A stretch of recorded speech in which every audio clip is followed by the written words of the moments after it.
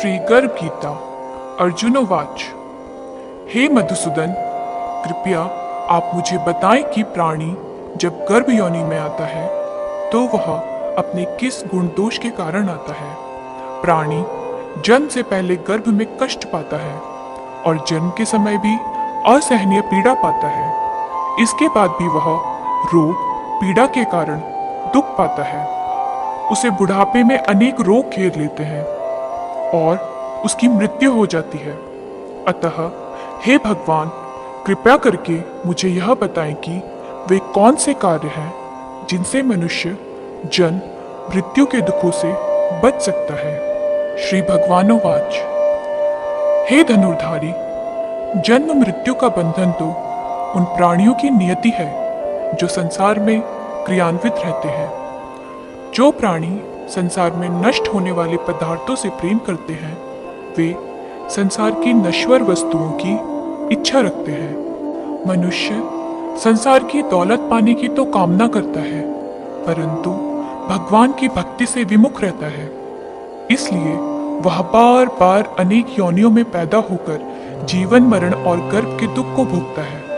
अर्जुनोवाच।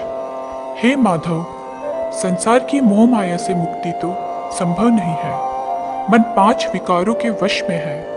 वे 5 विकार काम, क्रोध, लोभ, मोह और अहंकार है। यह मन मस्त हाथी की तरह है। माया मन को हर लेती है। इन 5 विकारों में अहंकार सबसे प्रबल है। यह प्राणी को नरक में ले जाता है। हे जनार्दन, इस मदमस्त हाथी को कैसे वश में किया जाए, अर्थात मनुष्य को कौन से प्रयत्न करने चाहिए जिनसे मन को भक्ति में लगाया जा सके। श्री भगवानोवाच। हे कौन्तेय, जिस प्रकार मस्त हाथी को वश में करने के लिए महावत अंकुश का प्रयोग करता है, उसी प्रकार मन को काबू में करने के लिए ज्ञान रूपी अंकुश का प्रयोग आवश्यक है। भक्ति और ज्ञान अभ्यास करने पर ही प्राप्त होते हैं। अहंकार करने से जीवन नरक बन जाता है। अर्जुनोवाच। हे जनार्दन, कुछ प्राणी तो आपकी भक्ति करने के लिए वन जंगलों में जाकर रमते हैं और कुछ सांसारिक मोह माया छोड़कर जगह जगह भटकते फिरते हैं। अतः हे प्रभु, इस बारे में कैसे पता चले कि आपकी भक्ति किस प्रकार प्राप्त हो सकती है। श्री भगवानोवाच।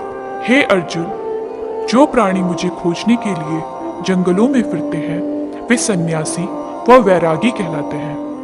वे सिर पर जटा बांधते हैं तथा भस्म लगाते हैं, लेकिन फिर भी वो मेरे दर्शन नहीं कर पाते, क्योंकि उनमें भक्ति व प्रेम नहीं है। वे अहंकार में डूबे हुए हैं। तप या वैराग्य का अहम तो मेरी भक्ति पाने में बाधा डालता है। मैं शुद्ध मन से भक्ति करने वाले सतत अभ्यासी जो काम, क्रोध, मोह, लाभ और अहंकार से परे हैं, उन्हें ही दर्शन देता हूँ। अर्जुनोवाच। हे मधुसूदन, मनुष्य इन 5 विकारों से ग्रस्त होकर अपने इस सांसारिक जीवन को नष्ट कर लेता है। हे माधव, वह कौन सा पाप है जिसके कारण किसी की स्त्री असमय ही मर जाती है, किसी के पुत्र मर जाते हैं, और किस पाप के कारण व्यक्ति नपुंसक हो जाता है। श्री भगवानोवाच। हे अर्जुन, जो व्यक्ति किसी से कर्ज लेकर उसे चुकाता नहीं है, वह इस पाप कर्म से अपनी पत्नी को खो देता है। उसी प्रकार जो किसी की अमानत को नहीं लौटाता, उसके पुत्र मर जाते हैं। जो किसी व्यक्ति को सहायता करने का वचन देकर भी समय पर उसकी सहायता नहीं करता, वह नपुंसक हो जाता है। ये सभी बड़े भयंकर पाप हैं। अर्जुनोवाच। हे कृपा निधान, मनुष्य किस पाप के कारण हमेशा रोगी रहता है और किस पाप के कारण बोझा ढोने वाले गधे का जन्म पाता है। स्त्री तथा गधे का जन्म प्राणी को किस पाप के कारण मिलता है। मनुष्य किस कुकर्म के फलस्वरूप जघन्य पशु बनता है। श्री कृष्णोवाच। हे धनुर्धारी, जो मनुष्य अपनी कन्या को बेच देता है वह हमेशा रोगी रहता है। जो अभक्ष्य भोजन करता है और विषय विकार के लिए मदिरा पान करता है वह गधे का जन्म पाता है। जो झूठी गवाही देने वाला होता है वह स्त्री का जन्म पाता है। जो भोजन बनाकर पहले स्वयं खा लेता है बाद में भगवान को दान करते हैं वे बिल्ली सूकर की योनि को प्राप्त करते हैं। अर्जुनोवाच हे कृपा निधान, इस संसार में जिन प्राणियों को अपने धन दौलत प्रदान की है और उत्तम वाहन दिए हैं उन्होंने कौन से पुण्य किए हैं। श्री भगवानुवाच हे धनंजय, जो उत्तम रीति से पात्र को स्वर्ण दान करता है वह उत्तम वाहन और धन धान्य प्राप्त करता है। जो भगवान को साक्षी मानकर कन्या दान करते हैं वे उत्तम पुरुष का जन्म पाते हैं। अर्जुनोवाच हे दयानिधे, इस संसार में आपने किसी को तो इतना सुंदर बनाया है और किसी को इतना कुरूप, किसी को धनवान बनाया है किसी को निर्धन, ऐसा क्यों है। श्री भगवानुवाच हे अर्जुन, जिन प्राणियों ने अन्न दान किया है उनका स्वरूप सुंदर है और जिन्होंने विद्या दान किया है वे विद्वान हैं। फिर भी पुरुष का रूप स्वरूप नहीं बल्कि गुण महत्वपूर्ण है। जो संतों की सेवा करते हैं वे धनवान व पुत्रवान होते हैं। अर्जुनोवाच हे मधुसूदन, मनुष्य धन और सांसारिक सुखों के प्रति इतना मोह क्यों रखता है।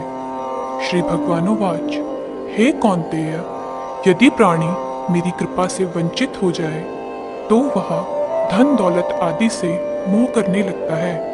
ये सब नश्वर है, विवेकी प्राणी इनसे दूर रहता है।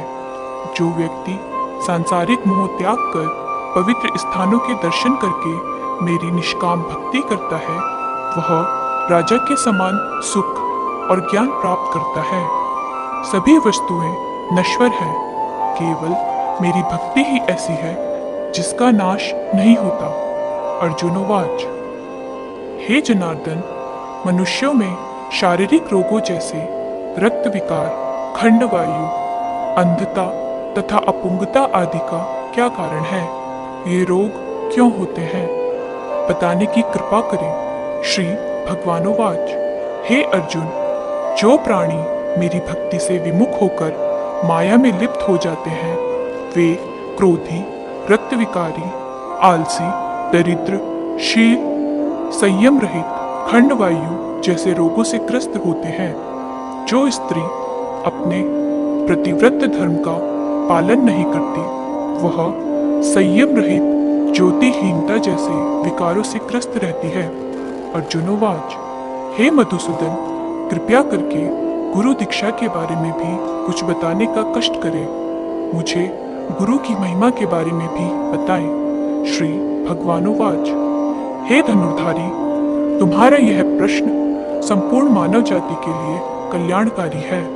तुम धन्य हो और धन्य है तुम्हारी जननी। हे पार्थ, ब्रह्मचारी और सन्यासी पुरुष जो ईश्वर भक्ति और परोपकार में लगा हो उसे ही गुरु बनाना चाहिए। अपने गुरु की देखरेख में ही मेरी पूजा करे।